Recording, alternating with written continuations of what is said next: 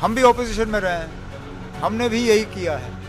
ये असेंबली का, पार्लियामेंट का सिलसिला ऐसा ही चलता है।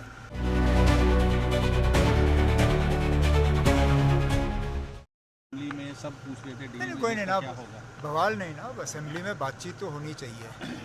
और मेरा वैसे भी इरादा था कि इस इशू को जो है अपने रिप्लाई में मैं टैकल करूं। कमेटी बनी है चीफ सेक्रेटरी साहब की अध्यक्षता में, और इनको मैंने फ़िलहाल 6 महीने का वक्त दिया है।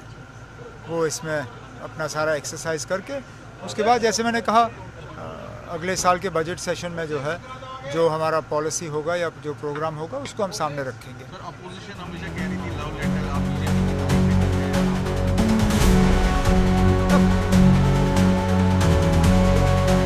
आप मान के चलिए कि ऑपोजिशन, इसलिए तो नाम उनका ऑपोजिशन है क्योंकि उनको हर चीज़ को अपोज करना है।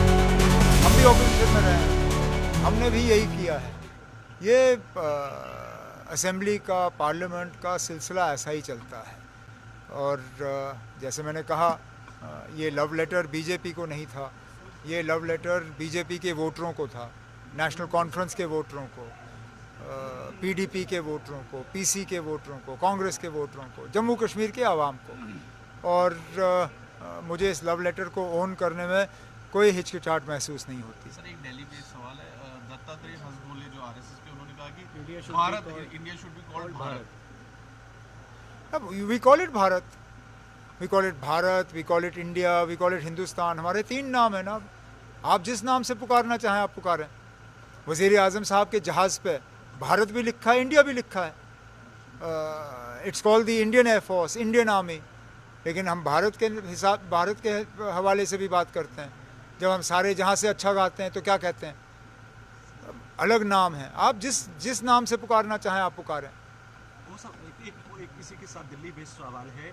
मुस्लिम पर्सनल लॉ ने कहा है वक़्फ़ बिल को लेकर, उस पर ये कहा है कि अगर इस पर अमेंडमेंट होती है तो इसके बाद ही, जिस तरह से उनके जो प्रवक्ता हैं उन्होंने कहा है कि शाहीन बाग जैसे हालात बनेंगे, तो कैसे आप मैं इसमें क्या कह सकता ना, मैंने उनका बयान देखा नहीं है क्या कहा, क्योंकि मैं सिर्फ आपसे सुन रहा हूँ। पहले मैं उनका बयान देखूँ, उसको समझूँ, उसके बाद मैं इस पर टिप्पणी कर सकता हूँ। Thank you. ओके, चलिए।